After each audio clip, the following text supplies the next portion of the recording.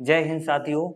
आज जो है हम चर्चा करने वाले हैं क्लास 12 और 10th के फिजिक्स के बारे में। जैसा कि क्लास 10th और 12 दोनों क्लासों के बच्चों के लिए इम्पोर्टेंट टॉपिक है, तो ये बहुविकल्पी में प्रश्न पूछे जाते हैं इससे रिलेटेड, इसलिए दोनों लोगों को पढ़ना अति आवश्यक है।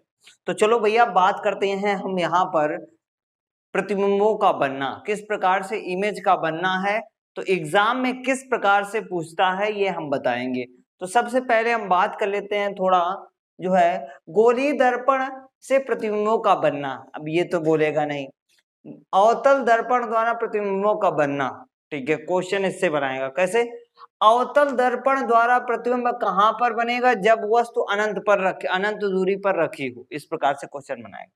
क्या अवतल दर्पण पर प्रतिबिंब कहां पर बनेगा? जबकि वस्तु अनंत दूरी पर रखी है। इस प्रकार से क्वेश्चन बनाएगा। अब देखो इसमें समझना है, ये कोई वस्तु ए बी कोई वस्तु है जो अनंत पर रखी है, तो इससे चलने वाली प्रकाश की किरण, एक प्रकाश की किरण मुख्य फोकस से होते हुए दर्पण से टकराने के बाद क्या हो जाएगी? परावर्तित हो जाएगी। दूसरी प्रकाश की किरण दर्पण से जैसे ही टकराई वक्रता केंद्र से होती हुई दर्पण पर पुनः उसी माध्यम में लौट गई, वक्रता केंद्र पर पुनः उसी माध्यम में लौट जाएगी। तो यहाँ कहने का मतलब ये है कि प्रकाश की किरण आई और रिटर्न हो गई। अब ये दोनों जहां पर ये दोनों प्रकाश की किरणें, ये देखो ये एक प्रकाश की किरण, ये और दूसरी ये प्रकाश की किरण जो वापस लौट गई, ये दोनों जहां पर मिली वहीं पर प्रतिबिंब आई आई डैश का निर्माण हुआ है। ठीक, जहां पर प्रतिबिंब कहां पर बनेगा? तो प्रतिबिंब वहीं पर बनेगा जहां पर दोनों प्रकाश की किरणें आपस में आकर मिलेगी, वहीं पर प्रतिबिंब का निर्माण होता है। तो यहाँ पर दोनों प्रकाश की किरणें आकर मिली हैं, इस कारण से प्रतिबिंब आई आई डैश का निर्माण हुआ है। अब देखो क्या लिखना है, तो लिखना है इसका प्रतिबिंब जब वस्तु अनंत दूरी पर रखी हो तो उसका प्रतिबिंब वास्तविक, देखो भैया वास्तविक बन रहा है, यानी इस दर्पण के सामने अर्थात वास्तविक है। उल्टा, देखो वस्तु ऐसे रखी है, प्रतिबिंब ऐसे बना है, उल्टा बना है, तथा वस्तु से छोटा, अर्थात वस्तु ये है और वस्तु से ये छोटा बना है। ठीक है, बात समझ में आई। तो यानी जब वस्तु अनंत पर रखी होती है तो उसका प्रतिबिंब वास्तविक, उल्टा तथा वस्तु से छोटा बनता है। ठीक, बात समझ में आई। दूसरी बात करते हैं, जब वस्तु अनंत और वक्रता केंद्र के बीच रखी हो तो उसका प्रतिबिंब कहां पर बनेगा? तो हमने ये कोई अनंत है और ये वक्रता केंद्र, इनके बीच में हमने वस्तु रखी, पहली प्रकाश की किरण गई और दर्पण से टकराने के बाद मुख्य फोकस से होते हुए बाहर की ओर निकल आई। दूसरी प्रकाश की किरण वक्रता केंद्र से गई और दर्पण पर टकराई, पुनः उसी माध्यम में लौट आई। अब ये दोनों प्रकाश की किरणें जहां पर आकर मिलती हैं वहीं पर इमेज का निर्माण आई आई डैश, यहाँ पर इमेज बना है, यानी प्रतिबिंब का निर्माण आई आई डैश है। ठीक है, इतनी बात क्लियर हुई। तो इसका प्रतिबिंब जब वस्तु अनंत और वक्रता केंद्र के बीच रखी हो तो उसका प्रतिबिंब वास्तविक, उल्टा तथा वस्तु से कैसा होगा? वस्तु से छोटा होगा, वस्तु से छोटा बनेगा। तो ये देखो वस्तु है और ये प्रतिबिंब छोटा बन रहा है। ठीक है, अब देखो आगे बात करते हैं, जब वस्तु वक्रता केंद्र, अब देखो बढ़ाते चले, पहले अनंत पर रखी, फिर वक्रता केंद्र और अनंत और वक्रता केंद्र के बीच रखी, अब वक्रता केंद्र पर रखेंगे। तो अब वस्तु को हमने वक्रता केंद्र पर रखा, तो वक्रता केंद्र पर पहली प्रकाश की किरण इस प्रकार से गई, दर्पण पर टकराई, मुख्य फोकस से होती हुई बाहर की ओर निकल आई। दूसरी प्रकाश की किरण यानी मुख्य फोकस से होती हुई टकराई और जैसे ही दर्पण से टकराई तो इस माध्यम में लौट आई। तो जहां पर ये दोनों प्रकाश की किरणें आकर मिलती हैं वहीं पर प्रतिबिंब आई आई डैश का निर्माण होता है। तो अर्थात यहाँ पर जो प्रतिबिंब होगा, जब वस्तु वक्रता केंद्र पर रखी हो तो उसका प्रतिबिंब वास्तविक, उल्टा तथा वस्तु के बराबर बनता है। तो यानी आकार में क्या होगा? समान होगा, यानी इनका आकार समान होगा। इतनी बात क्लियर हुई। अब देखो आगे हम बात करते हैं, जब वस्तु वक्रता केंद्र मुख्य फोकस के बीच, अभी देखो यहां पर रखी थी, अब यहां पर रखेंगे, तो हमने वस्तु को कहां पर रखा? यहां पर कहीं वक्रता केंद्र होगा और हम मुख्य फोकस के बीच में रखा है।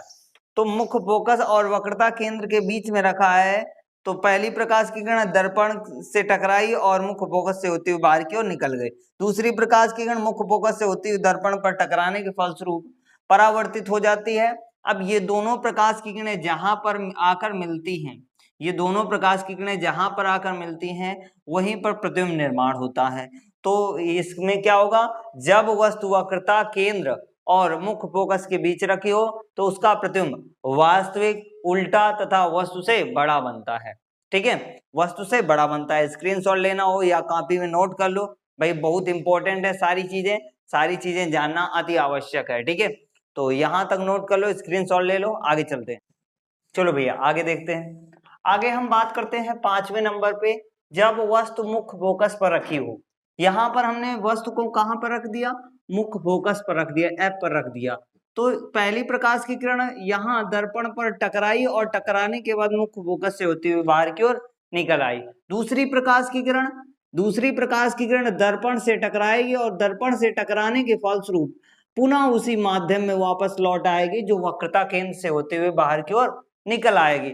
अब भैया यहाँ पर जो प्रतिबिंब होगा वो बहुत बड़ा होगा। क्या प्रतिबिंब वास्तविक बनेगा लेकिन बहुत बड़ा होगा। ठीक है, तो यहाँ पर हम बात करते हैं जब वस्तु मुख्य फोकस पर रखी हो तो इसका प्रतिबिंब वास्तविक, उल्टा तथा वस्तु से बहुत बड़ा बनता है। वस्तु से बहुत बड़ा बनता है। तो ये 5वें नंबर की बात रही। अब हम प्रतिबिंब को आगे खिसकाते हैं। यहाँ पर एफ पर था, अब यहाँ पर बीच में रखते हैं। ठीक है, जब वस्तु मुख्य फोकस और ध्रुव के बीच में, अब देखो यहाँ पर मुख्य फोकस से आगे बढ़ा दिया, ध्रुव और मुख्य फोकस के बीच में रख दिया, तो इसका प्रतिबिंब क्या बनता है, वास्तविक तो बनेगा नहीं। क्यों, इसका प्रतिबिंब आभासी बनेगा, यानी दर्पण के पीछे बनेगा।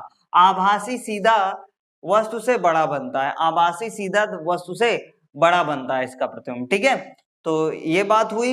अब देखो इसका इमेज हमने कहाँ बनाया, पीछे, तो पीछे का मतलब होता है आभासी, और ये सीधा है, अर्थात कहने का मतलब ये है ऑब्जेक्ट इस प्रकार से रखी है तो इमेज भी इसी प्रकार का बना है। ठीक है, प्रतिबिंब भी इसी प्रकार का बना है, इसलिए ये आभासी बना है, यानी दर्पण के पीछे बना है। दर्पण के सामने बनता तो वास्तविक होता, दर्पण के पीछे बना है, इस कारण से आभासी बोला जाएगा। अब उत्तल दर्पण द्वारा प्रतिबिंबों का बनना, ये हमें याद रखना पड़ेगा, हर कंडीशन में इसमें यही अप्लाई होता है। क्या, इसका प्रतिबिंब सदैव आभासी बनता है, यानी दर्पण के पीछे बनता है। ठीक है, वस्तु से छोटा बनता है, आभासी बनता है। ठीक है, वस्तु से छोटा बनता है। तो आई होप यहां तक समझ में आया होगा। यदि समझ में आया तो दोस्तों के साथ में शेयर कीजिए, चैनल पर नए हो तो चैनल को सब्सक्राइब कर लीजिए। तब तक के लिए धन्यवाद। जय हिंद, वंदे मातरम।